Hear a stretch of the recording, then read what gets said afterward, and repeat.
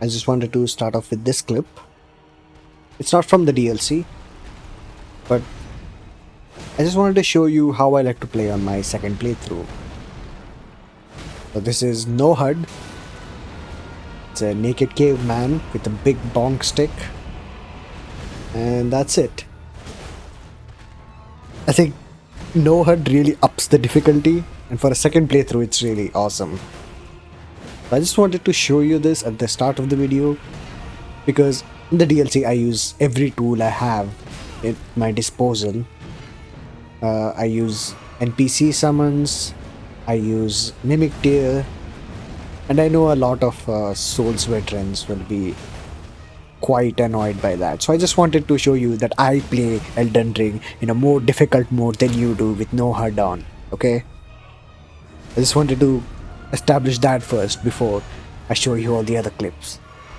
Now let's get started with the first clip. So this is the start of the DLC. It starts at the Mogwin Palace. We see Leda. Ah, were you guided here by kindly Mikula? I am Leda. And like you, I was guided by faith along his honorable path. Touch the withered arm, and you too will be transported to the realm of shadow where Mikula the Kind now dwells. My compatriots are there already. Like us, they have heard kindly Mikula's call. If you can find them, they are certain to lend you aid. Come now, touch the withered arm, and travel to the realm of shadow. I will not be far behind. May we meet again.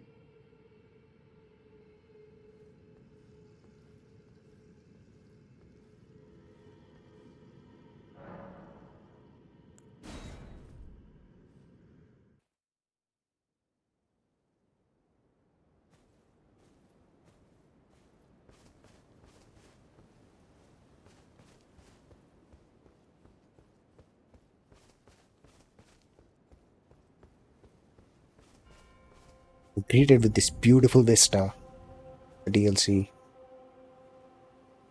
I think I spent like the next couple of minutes just looking around, admiring the beauty.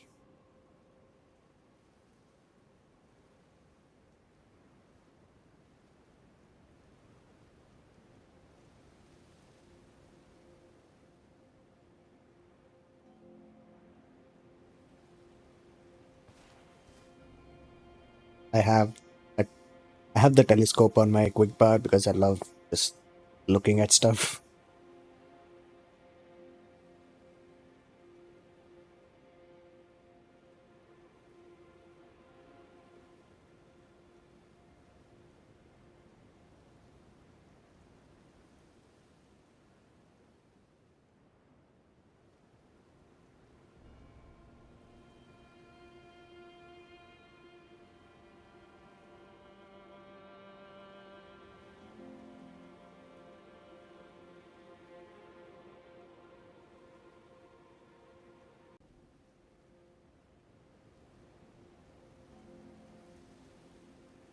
I love the way you can see the blue sky, even though we're in the land of the shadow.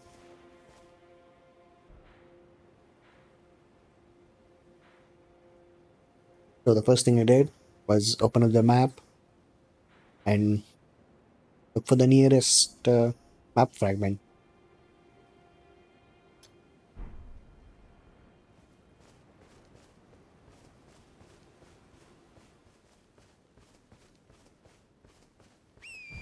Yes, From Software expected us to beeline it to the map fragment.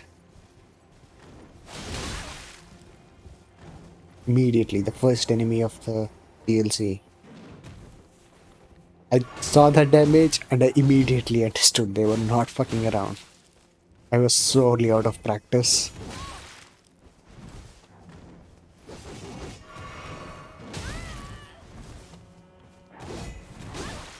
This is like the tree sentinel of the DLC.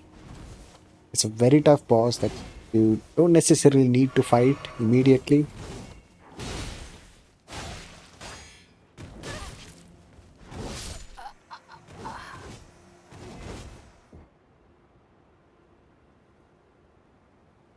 From Software absolutely cooked with this guy.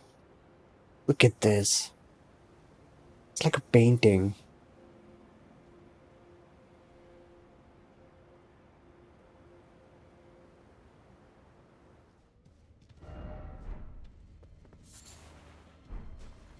So there is much later in the DLC, and I'm just checking out these bloodstains, seeing how everybody died. That guy fell off, okay. Or did this guy die? Probably the couple of enemies that were here. He might have missed them. Oh, no, he fell off. Okay, he tried to attack and probably a misinput. Died. Okay, he looks cool. Healing. And he rolled off. Okay. And now what about this guy? Got the lion mask. And he rolls off. Okay.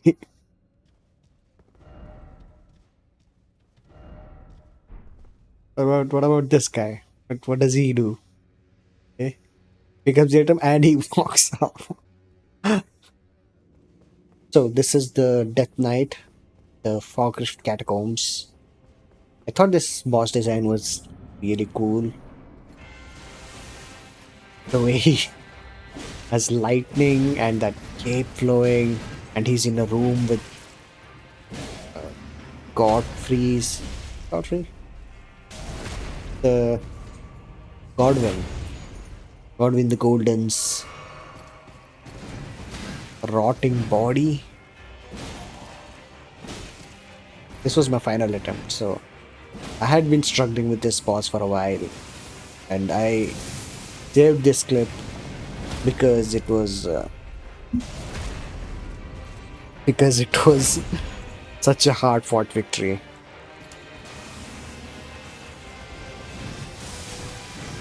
All these attacks are so cool.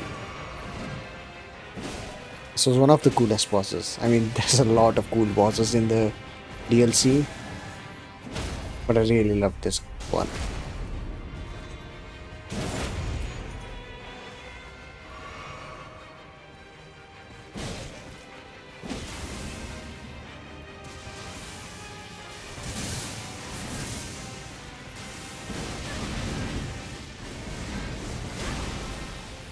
Oh, I'd almost died.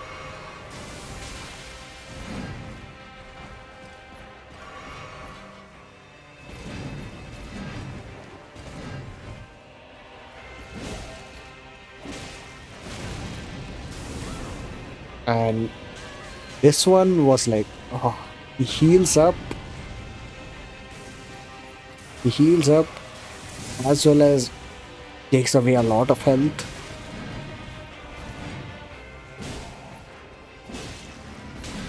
Which sucks, but uh, I think that was the third stagger I did to him. Staggers just don't do any damage in the DLC for some reason. As my Crimson Flask. At this point, my Crimson Flask was health as well as stamina regen. I think that's what I just used. Oh, save that one. Roll through that one. Yeah, so all through my Elden Ring playthrough was just health and stamina regen. That's oh, that's the fourth one, I think. Got 5 flasks left. I think later in the DLC, I put on more defensive flasks, especially the open tier. I think I did that at the very end. Redan.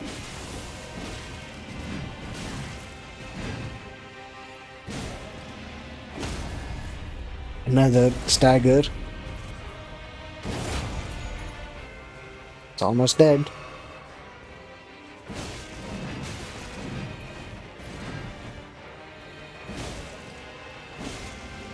And there we go. The clips cut out at the end really quick because as soon as I beat the guy, I just save the recording. I don't want to accidentally lose it. So our next clip, this is of course the Divine Beast. lion dancer. And I had been smashing my head against the wall with this boss for like hours.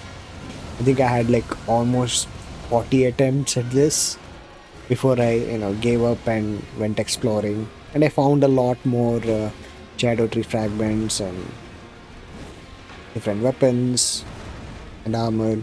And then I came back and it was much easier that time. Still, it took a couple of attempts. I think like 10 more attempts before this one.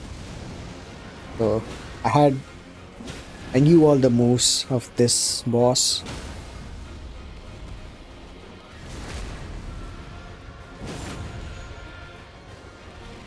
It's an amazing boss. It's the most creative boss design I've seen in a while, especially from a FromSoft game.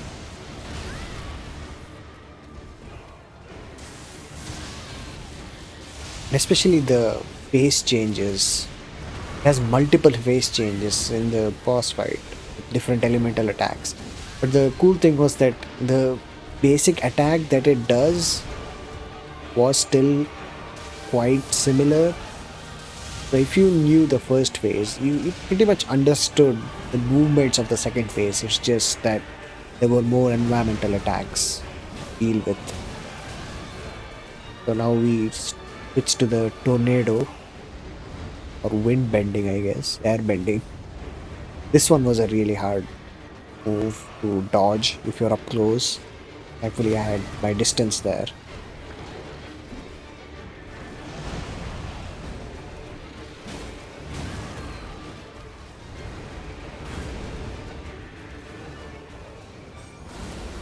And here we have the ice. This one it doesn't look as tough, but for some reason it's just really hard, and this was the phase I kept dying to. I think it was mainly frostbite that was getting me, but I just didn't feel like I was getting hit that much. Like when I did, it caused me a lot more damage, I guess.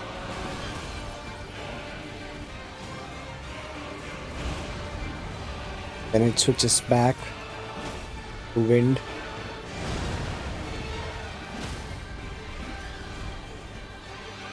Which was good, but I missed the I missed the stagger, but I got the bleed.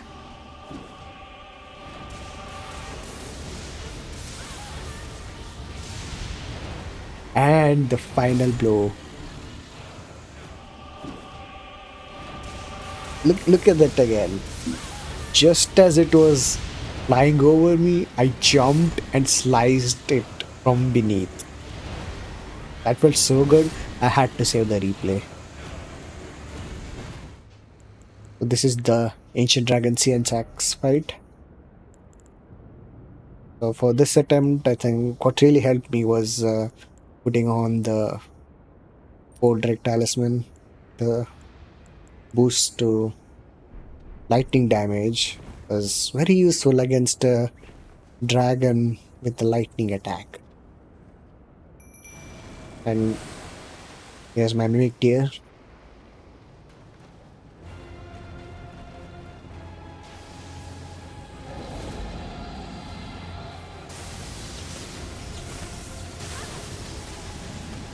So I got the Dragon Man's sword here, which I think deals more damage to dragons, which was great because my build was centered around this sword.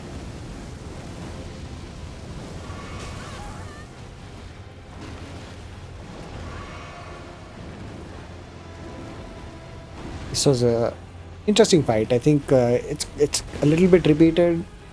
We had a similar fight in the base game as well. I think twice.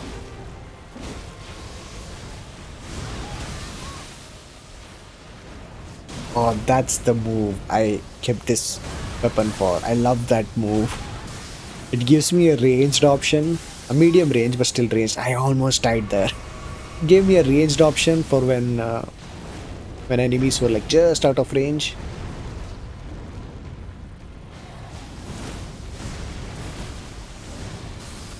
and I was just spamming this attack.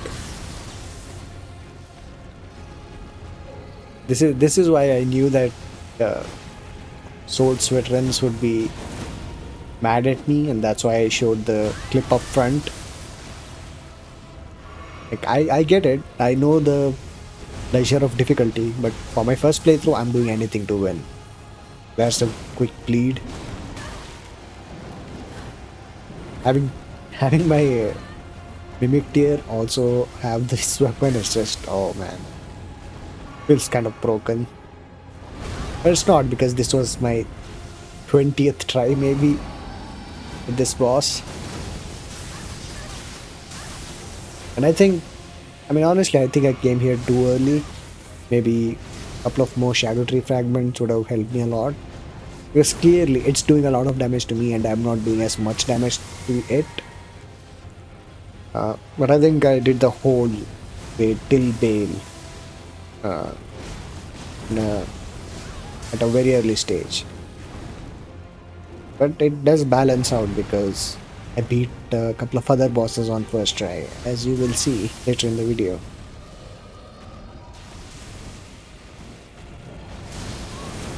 Oh, it was huge damage. Had to heal. It was just a lot of damage and just me healing. And I have two flasks left. One flask left. One flask and a dream. The Mimic Tear is also almost dead.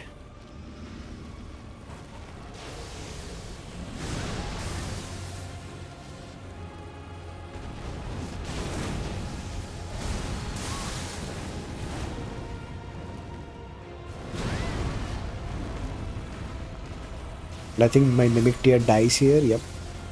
There it goes. And boom! My god, just let's look at that again. I jump in the air. Look at this. I'm gonna play that over and over.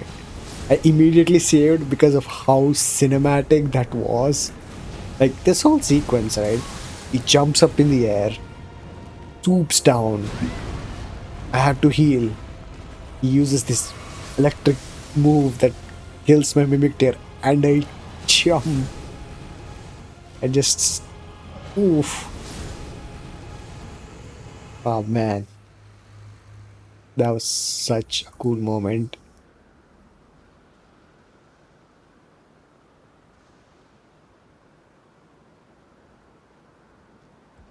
So Bale the Dragon was a tough one. Uh, I could not for the life of me find the guy to summon in here.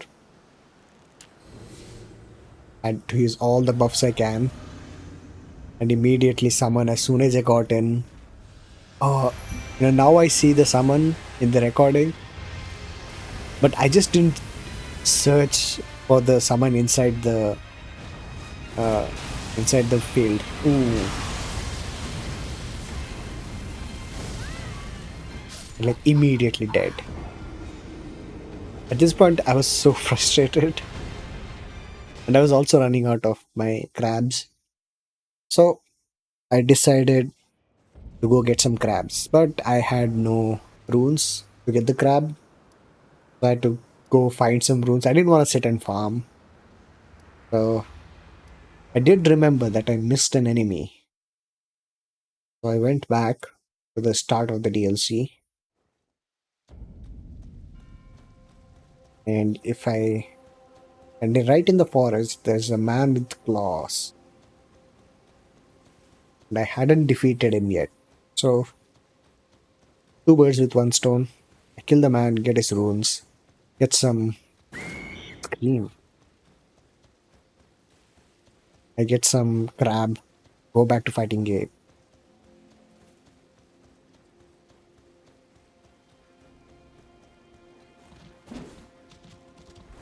You didn't see that?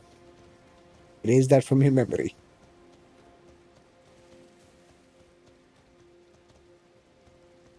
This guy's like just walking around here and it's kind of hard to find. He's just, oh, there he is. He's kind of tough. He's actually kind of tough. I mean, he was no match for this great katana, but he did quite a bit of damage. This weapon is just, it staggers and it has that long range, just lead hit. Just all three of those slashes.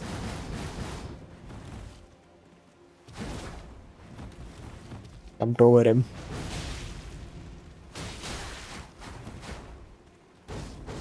It's dangerous to stay close to him.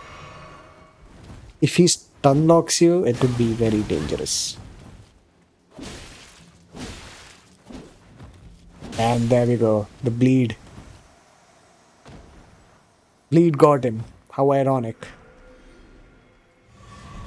There you go, the beast claw. It didn't give me much, it gave me like 3k runes.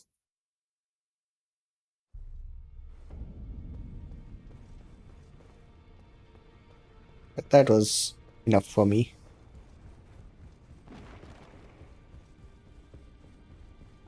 I go to the Twin Maiden husks. Get some boiled crabs.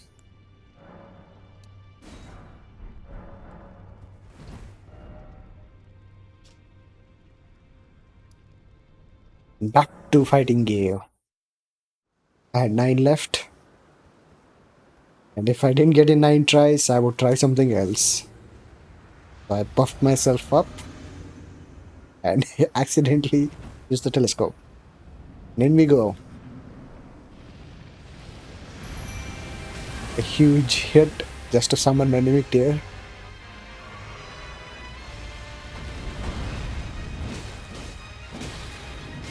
Both of us got to work. Really is a tough fight. It's a really tough fight. Especially since I was like under leveled in terms of shadow tree levels.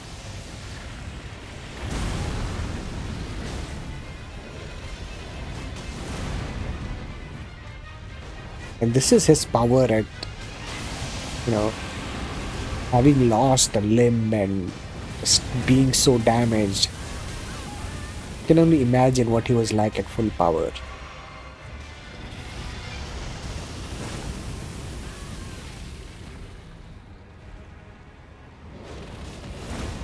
Yeah, I was just spamming that dragon wound slash. This part is so cinematic. So cinematic. This is why people love Elden Ring. Just the cinematic nature of gameplay.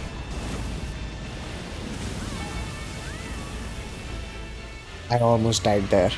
And I'm healing right in front of his mouth.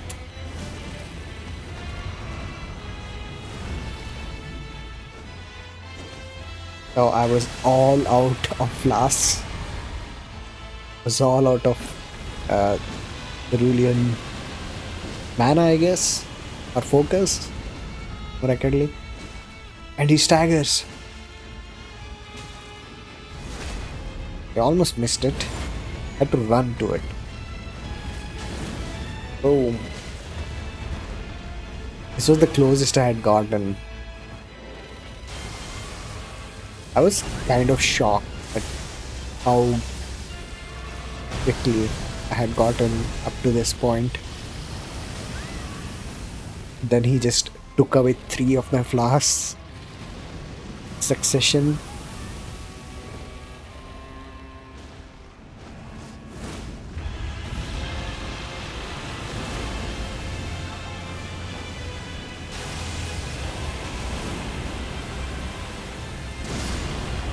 There goes my mimic tier.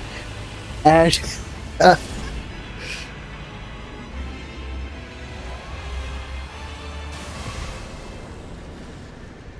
this is the same way that the other dragon died, where he attacks, where he's at a sliver of health, he kills my mimic, and then I do the I do the dragon wound slash right in his face. Let's watch that again. It's lightning all around. I do the slash. My mimic deer dies, and boom! I thought he was still alive, and I was getting ready to roll back, but that was just it was just him dying. Like, see, he just, he, I was scared. That's why I healed. Oh man, that was Bale the Dragon. So the next clip is interesting. So I'm just gonna let it play from here to the next clip, right? So this is the next clip technically, but as you can see, continues right from the time I killed Bale the Dragon. That was a adrenaline rush. Get the grace. I level up. This is my build at the moment. 60 vigor, 20 mind, 50 endurance. I had 70 dexterity and I was just pumping everything into strength. So after this, I realized there was nothing else here, and so I decided to leave a quick message. Behold, victory. And that's how I felt. Just tired from beating Bale the Dragon.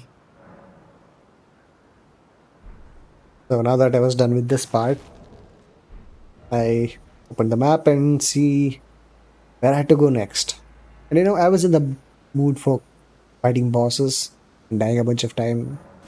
So I thought I would go to Catsalensis and fight Relana. Here's Relana's boss room.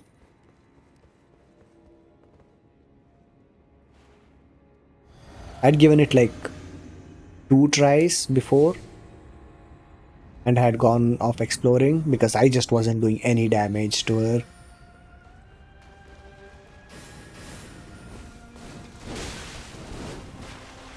This is not my first try, but definitely an early try. I didn't know any of her moves.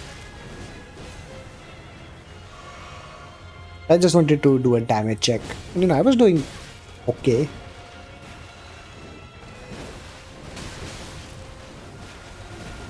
I wasn't doing as much damage to her, but she wasn't doing as much damage to me, so that was mostly what I cared about. The first time I fought her, she took away like half my health. Now it's like normal amount of damage.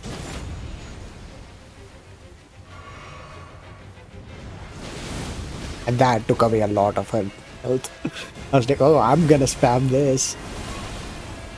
I think it was the bleed proc, and yeah, and I finally saw her face too. That was the first time I'd seen it. I'm like, what? That's Pontiff Sullivan. Where are you pulling out that from? I don't know why she decided to pull that out after I died. I was ready to go. I was in the zone. This time, I brought my Mimic Deer. That she completely whiffed there. I don't know how she missed me completely. See, again, she missed me. It went right over my head. I think after the jump attack, my height is a little bit lower as I bend down, and that's just enough for her to miss. Again, misses. Oh my god, let's look at that again. Me and my Mimic Deer, both of both of us in sync. Oh my god. This was such a fun fight. And phase 2, this now I was cautious. I didn't know any of the moves. I know what she was gonna do. Somehow that didn't hit me till the last move.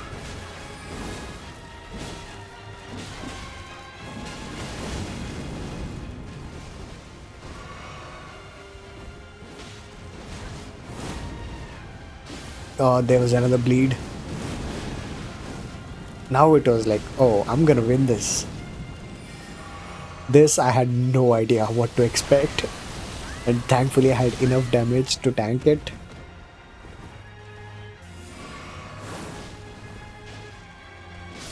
And my Mimic took care of it. See, this is why I showed the clip at the beginning of the video because I didn't really kill Ralana. My mimic tier did. Let's look at me and my mimic tier twinning. I saw my mimic tier go for it and I immediately pressed it. Both of us hit at the same time. It looks like both of us did the critical stack at the same time as well. Amazing moment during this fight. Ooh.